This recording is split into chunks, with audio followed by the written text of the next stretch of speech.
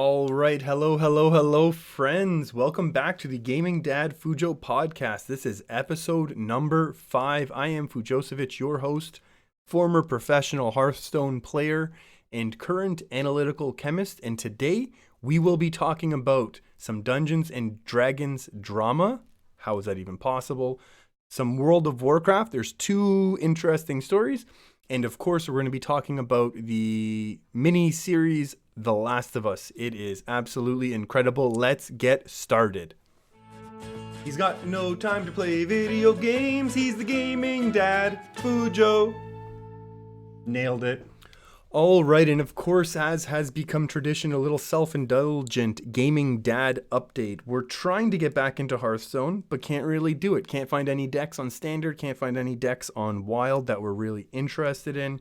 Tried to play Battlegrounds a little bit, and there is a new patch as of this recording. Oops, wanted to start a new thing in my intro. This episode is being recorded January 31st, 2023. How many days is that? 4 days after the Royal Rumble that Cody Rhodes won. Sammy better get one of those world titles. We'll talk about that later, possibly never.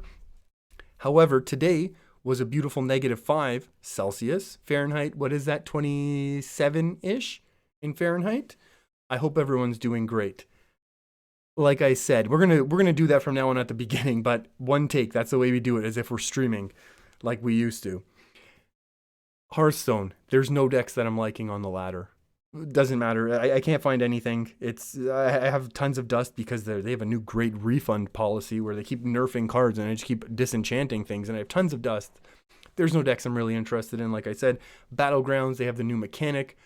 Now that I told you when this is being recorded, you know what mechanic I'm talking about. The new whole like tribe of the undead.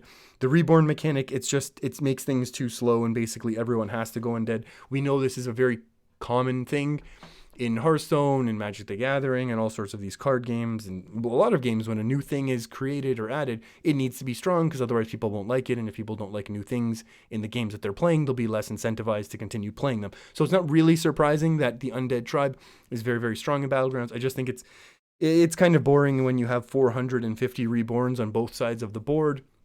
It just eats up a lot of time and it's not super interesting. I don't know if it's better that versus tons of scaling like we used to have with pirates and elementals and things like that in Battlegrounds, but I don't know. I'm just not super into it. Maybe I'll just stick with my super casual Pokemon going whenever I want to be doing something on my phone quickly. Of course, we'd mentioned Breath of the Wild. I will definitely be able to beat Breath of the Wild before the sequel comes out for the Switch. At about 80 shrines, about 120 Korok seeds, 3 divine beasts. I'm still 0 guides, 100% blind playthrough. I know 5 years later after the game initially came out, but it's a ton of fun. I wish I had more time to spend with it, and I wish I had spent time with it earlier. But once the sequel comes out around March, I probably won't play it until April just because of IRL things, but that's totally fine. It's been a ton of fun. It's a ton of fun. I'm not going to get 100% if you look at these guides, what it needs to be done to be beating these games 100%. It's a massive open world game. I'm not going to 100% it. I'll get as close as I can. I'm going to do as many things as I can and enjoy it. It's a ton of fun. I think I said this last time, but there's no surprise why that game won as many awards as it did when it came out. And like I said, it's 5 years old on the Switch and it's still absolutely incredible. Absolutely incredible. So let's get into our first topic, which is Dungeons and Dragons drama. How is that possible? It sounds like such a weird thing. We know D&D is like the tabletop role-playing game, published 1974. It's the inspiration for so much fantasy and sci-fi and all this genre stuff. So many stories, games, books that we all know and love have at least been in part inspired from what came out of D&D. It kind of gives you this ultra, create your own adventure, but then also Dungeons and Dragons, they sell their stories that you can play along with. You roll your 20-sided dice. They've changed the rolls, some of the formulas on how you calculate if you hit a monster and this sort of incredible stuff.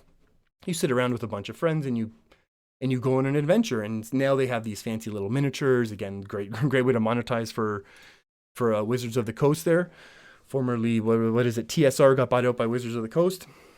So what's happening? What is this recent drama? Well, at the end of 2022, there was a new open gaming license proposed to the public and then also leaked. So originally there was an announcement that there was going to be an update to the open gaming license, the OGL, from 1.0 to 1.1. I have some dates here. Look at this, being professional and prepared. January 5th, the OGL 1.1 was leaked. And people were not happy. If you all remember back to when Nintendo kind of set up this policy where if you were producing any sort of Nintendo content, you had to register with their program, and some of your revenue would be skimmed off by Nintendo because they said this is our content, so we deserve the money. Similar kind of thing was happening here. There's a lot of details that I'm going to skim over, but basically content creators of Dungeons and Dragons who would sit around and play Dungeons and Dragons, well, YouTube, Twitch, whatever it is, were going to be losing some of their potential revenue streams because the argument was, well, this is our content and we should be making some money from it. And it's a tricky thing because there obviously you can be playing the published stories, or you can just be playing your custom homebrews of you show up and there's a dungeon master. If you're watching on the YouTube portion of this, you'll see my little silly intro. I had myself when I was a dungeon master. I like to go all out and get myself into the mindset of a wizard when I'm the dungeon master. That's how much I like to nerd out when I do my D&D. I have a group of friends. We sometimes play some D&D maybe 3 times a year. It's hard. We're all pretending to try to be adults, so it's hard to get everyone together.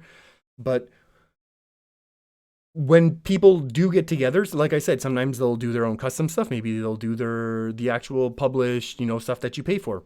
And this was met with massive pushback from the community. And then there was employees talking about how the company views customers as obstacles between them and their money. There was some more follow-ups and how, the Wizards of the Coast wasn't happy and they were trying to explain how this can work and help and all that sort of thing. There were some updates in the middle of January. There was then an OGL 1.2 survey launch. And then finally, January 27th, so this actually just resolved, D&D has announced that the Open Gaming License 1.0 will remain unchanged. So basically, if you are doing anything with D&D content, you're safe for now. And that's kind of a lot of how the community feels. Like, yeah, great, we kind of are good now. You can continue to say, hey, this is, Dungeons and Dragons content. And you're kind of safe. But if, fool me once, shame on me. Fool me twice, just can't let him fool you again type of thing here. So people are obviously trying to stay vigilant to see if and what will be tried to get pulled next, because obviously, look, everyone's trying to make a couple bucks. I get it. I'm trying to make a couple bucks right now too. I'm trying to find that big sponsorship money. I'm not gonna lie. That's what I'm looking for, and so it's kind of interesting. Which D&D is, like I said, it's just this. You get together with a group of friends and just make up your story and just go into whatever magical, mystical world you want to. And so that's kind of interesting, and it's really cool to see that, the community was able to come together, organize their petitions, organize their disagreement and upsettedness. That's a word. Look it up. Upsettedness, like I said, with this idea, with this approach that Wizards of the Coast was trying to take, and they were able to push back and get it changed, which I think is very, very, very cool. Because it's not always the case with these sorts of things. Companies say we need our money and either deal with it or don't publish your content, which we even saw, like I said earlier with my example of Nintendo. Nintendo eventually did stop that policy, and you don't have to be worrying about being a Nintendo content policy creator registered list or whatever. You can just make your Nintendo content on your YouTubes and Twitches and not have to worry. Well, I think it was only ever YouTube. But regardless, that doesn't exist anymore, and it's a very good thing for Dungeons and Dragons that this did not go through. And I've said this before, and it's a recurring theme whenever we talk about these gaming related things and companies getting in the way.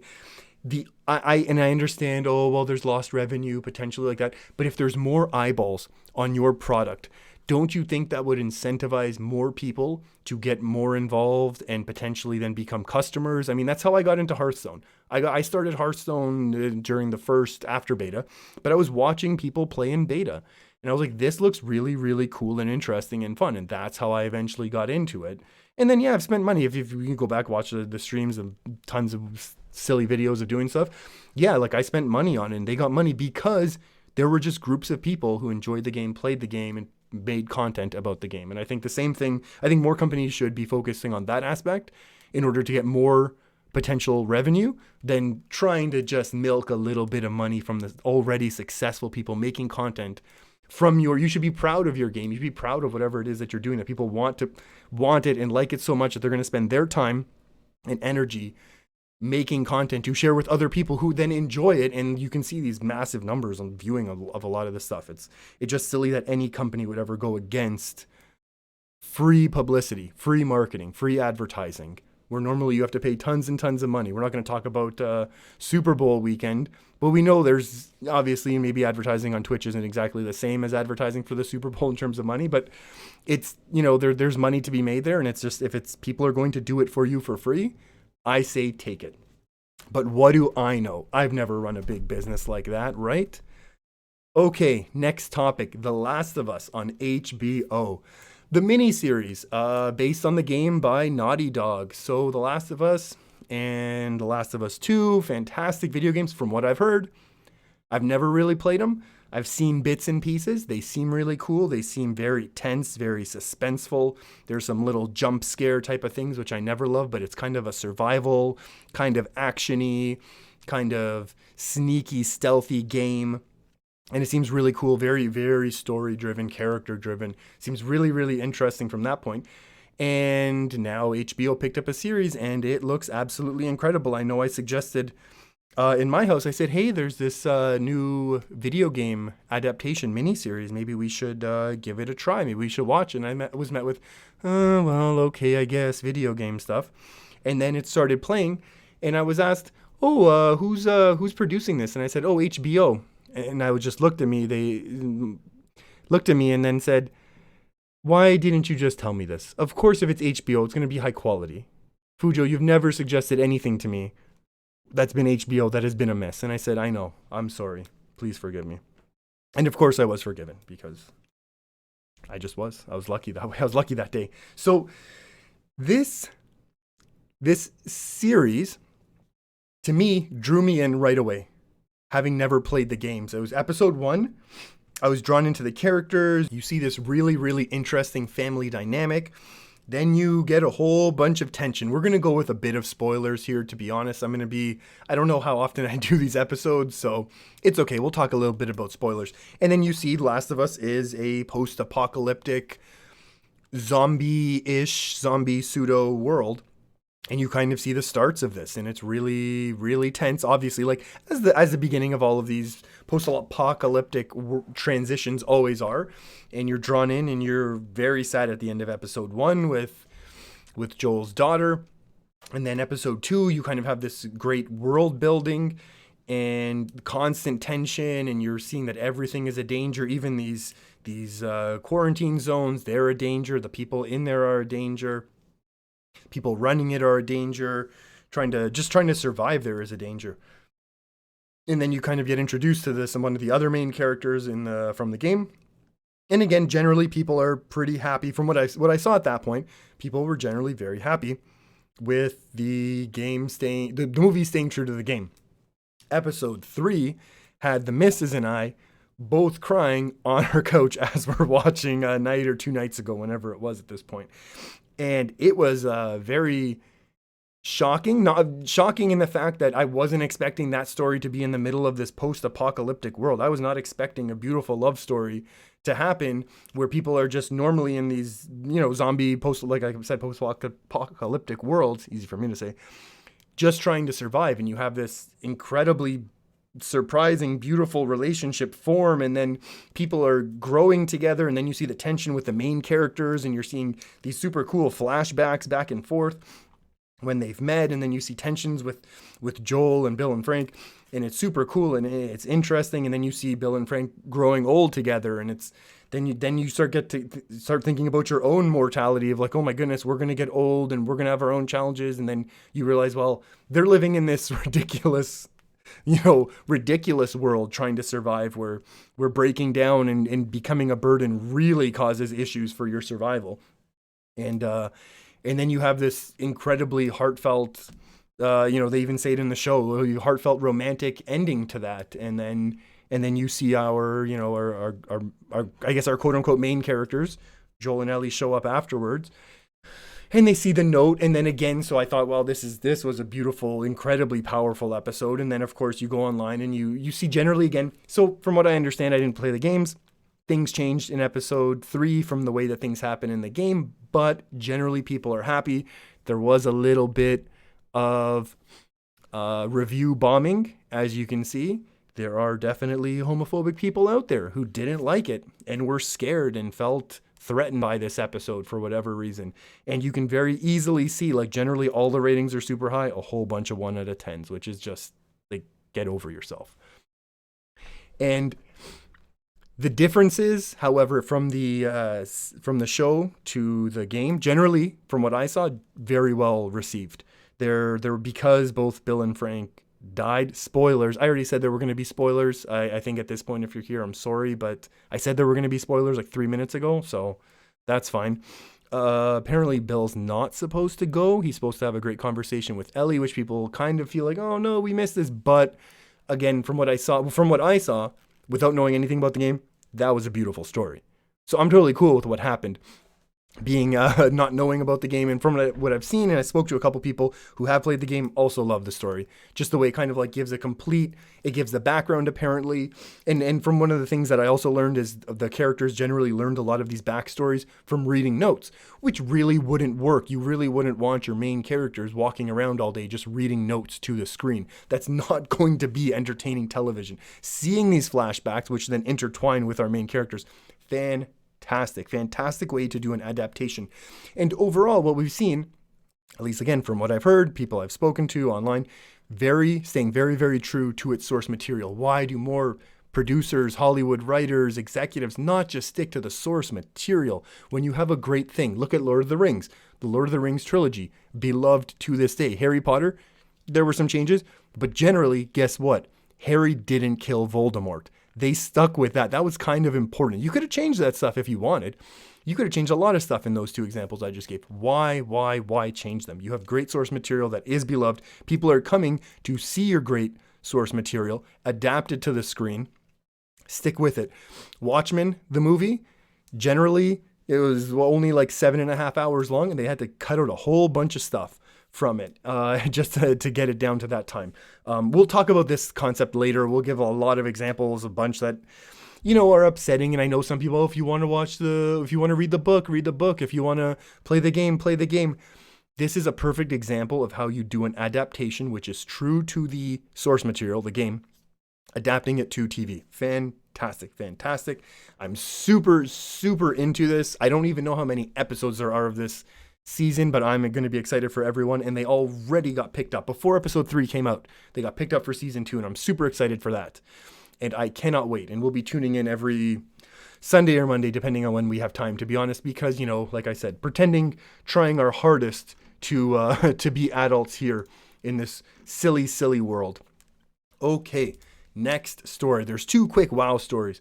One of them is going to take us a little longer. We're going to jump into the first story is going to be about Blizzard firing a WoW Classic lead after he protested employee evaluation policy. So what happened is the Blizzard team in charge of World of Warcraft has met a couple of really tight deadlines for Wrath of the Lich King, and the latest expansion has come out and generally well received. And they were asked to do employee evaluations. And this team lead gave his team really high feedback and said, my team did great. And he was then asked basically, well, you have to grade on a bell curve. There has to be some people who did less than others. Some people have to be below the average.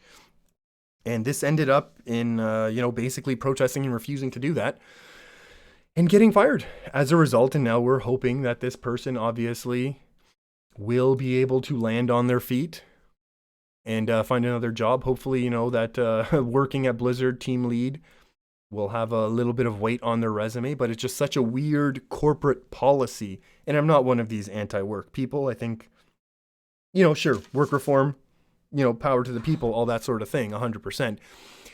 But it's just so weird for a company to do this. Like, if your people are good, you have to reward them. You have to reward them, because otherwise, if they're good people, they're going to go somewhere else. It's just really, really that simple, right? Like, if you have good people, you have to acknowledge it somehow. And it's so weird that I know that we're not going to get super into the whole, Blizzard's not the same. They got bought out by Activision, and this story's been done a million times, but it's just such a weird example, especially coming from the WoW Classic team, which was such a passion project for people, especially if you go back and watch the videos of all the people who worked on it from the beginning. It's such a passion project for them.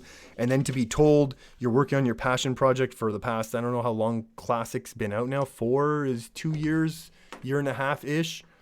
Per expansion, they're in Wrath, so like 4 or 5 years now, that you have to like tell the people who you think are doing great work and getting this passion project on the ground and running and successful that no, they didn't do well. And then take it one step further, it was also done like in like the employees weren't supposed to know that this was happening, so you get a worse than expected evaluation just because you need to fit the bell. It's just, it's a horrible, horrible story. And it's just really, really no good. Just a horrible example, I think, of how to run how to run a business. What do I know? I've never been in that position, but just to me, it seems like, you treat your people great. They're going to continue to come back to work the next day motivated and wanting to continue to work hard. I don't think I mentioned the person's name, the team lead, Brian Birmingham, lead engineer on WoW Classic. I'm sure we'll find another job with, I don't want to say with ease, but great experience working on Blizzard, working on WoW Classic, again, passion project. A lot of people got into that, especially when it first came out. That was huge news in the gaming world. Okay, now let's get into our last story. And this is also WoW related. As I said, there's going to be 2 WoW stories. So let me set the background. I'm going to have to set a lot of background before we get into this story. This was actually released as an online post and then was later converted and picked up by, oh my goodness, I've lost the link. I want to say PC Gamer. Oh my goodness, I might be wrong with that. That would be embarrassing. Let me start setting up the background of the story regardless. It's very easy to look it up once I start explaining the story. So, World of Warcraft's most recent expansion, Dragonflight, which is WoW's 9th expansion, released November 28th. Dates and times are going to slightly matter here. Sorry, few numbers. It broke their loot system temporarily. And we're going to explain all of this. So, we have to start 10 years earlier. Mists of Pandaria expansion, which came out September 25th, 2012. In the Mists of Pandaria, there were a bunch of world bosses that basically spawn every 15 minutes. One of them was called the Shah of Anger. It can be killed every 15 minutes, but you can only loot it on an individual character once per week. It's effectively a raid boss just out in the world. And there are some powerful armors, some weapons, some loot, but most importantly, the real prize was a mount drop, the reins of the heavenly onyx cloud serpent. I don't know how many times I'm going to say the name of that mount right now, but we'll see. So obviously in WoW, people love farming rare stuff in all games, right? In Hearthstone, ooh, I got this rare card back. How many people have the legend card back? How many people have this card back from 2015 ladder, that sort of thing. WoW is no different, and WoW is actually huge on it. There's tons and tons of rare mounts.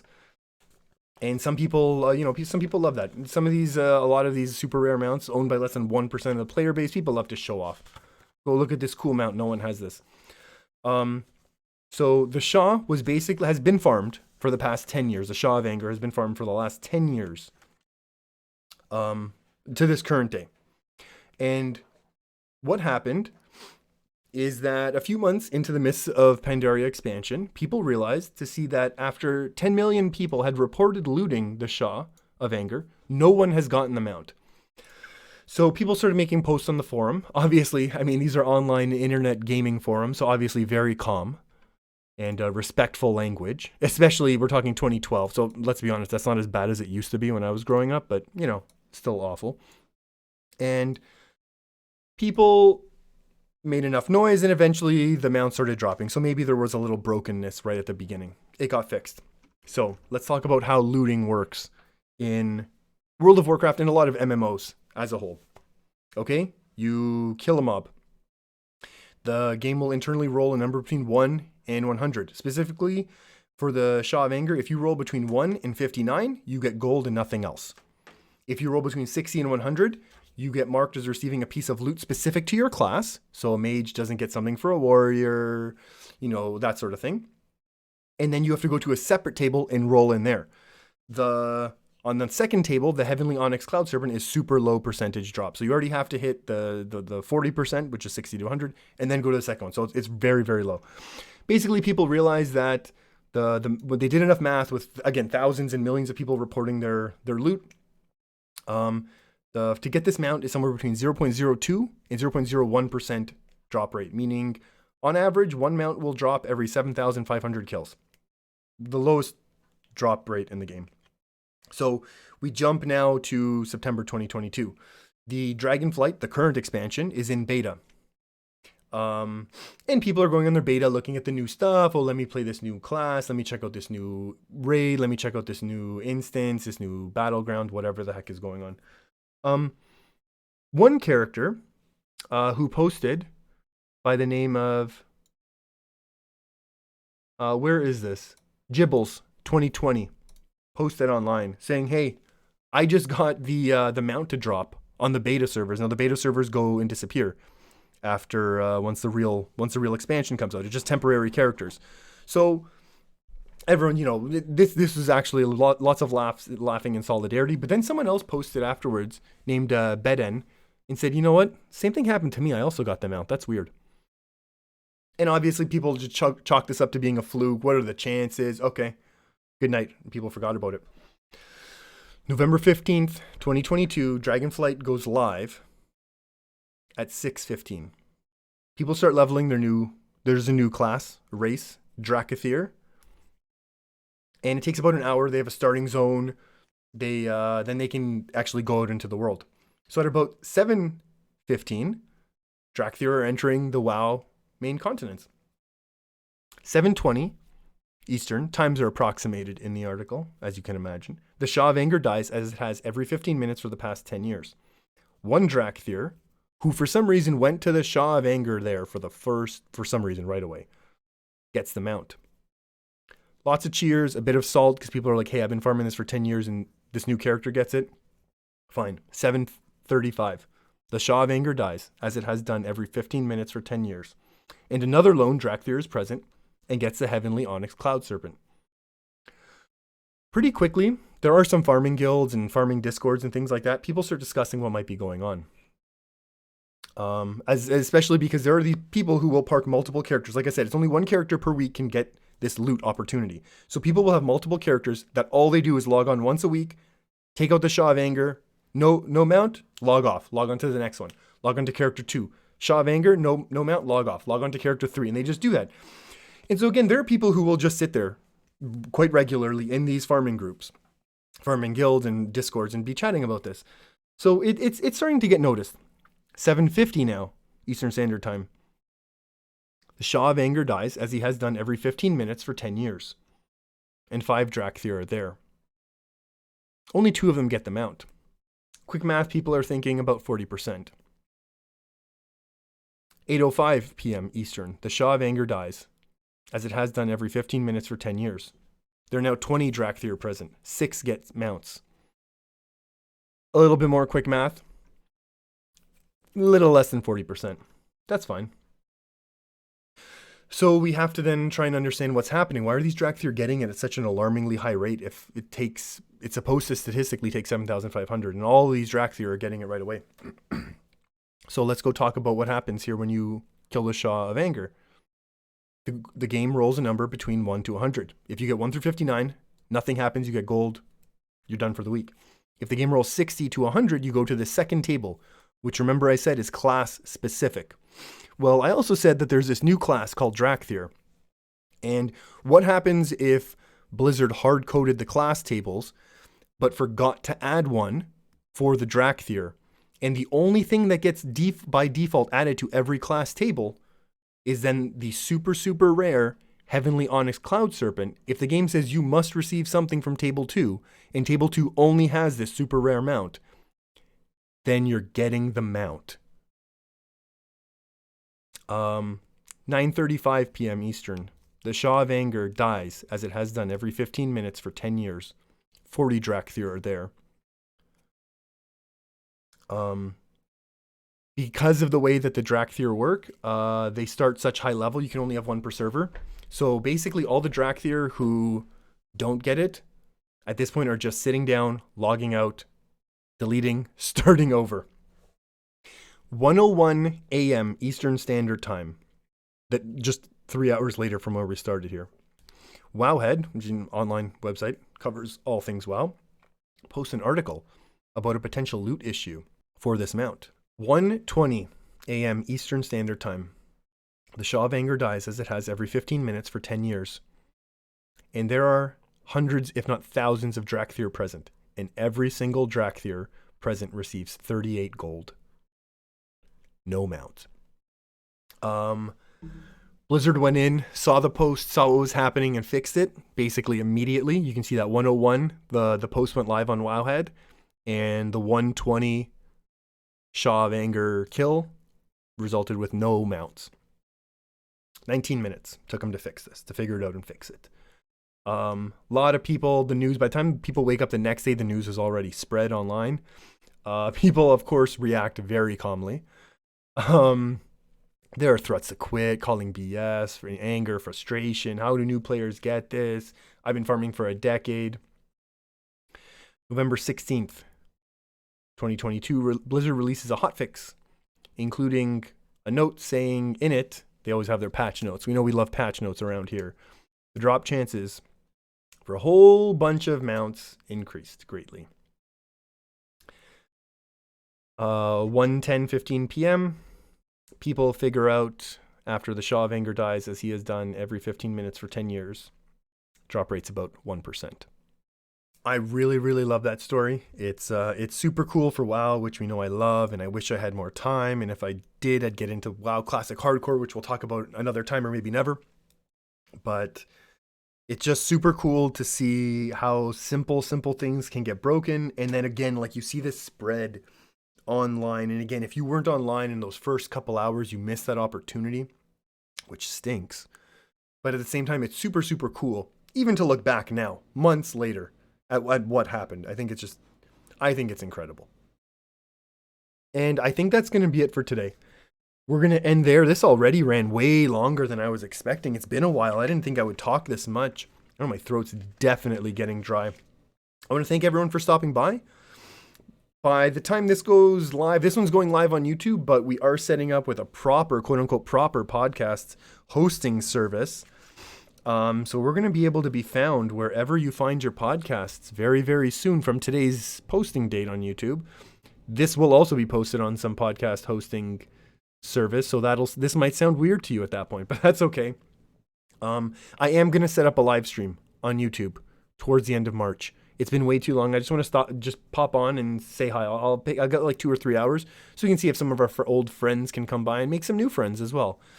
It's been way too long. I don't know. I'll just throw in like Hearthstone Battlegrounds or something so I can just casually play and not have to think that much. I hope everyone is doing really, really well out there. Stay safe, be good to each other, and we will talk very, very soon. Bye-bye.